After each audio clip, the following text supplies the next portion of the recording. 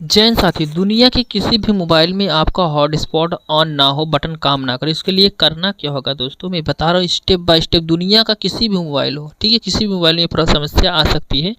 इसके लिए दोस्तों करना क्या होगा, क्रोम ब्राउजर आपको ओपन कर देना होगा। देखिए दोस्तों, क्रोम ब्राउजर ही ओपन करना होगा और यहाँ पर दोस्तों जो भी प्रॉब्लम है यहाँ पर लिख के सर्च कर देना होगा। हमने लिखा हमारा हॉटस्पॉट ऑन नहीं हो रहा है दोस्तों, ओप्पो का फ़ोन है, ठीक है, तो इसने सब कुछ यहाँ पर लिखित रूप में दे दिया। अगर आपको पढ़ना नहीं आता तो वीडियो देख के समाधान कर सकते हैं, ठीक है, और यहाँ पर क्लिक करके इससे पढ़वा भी सकते हैं, ठीक है, पढ़ के भी बता देगा। देखिए दोस्तों, Oppo F19 Pro में हॉटस्पॉट ऑन न होने पर सबसे पहले एयरप्लेन मोड को ऑन ऑफ करें और फ़ोन रीस्टार्ट करें।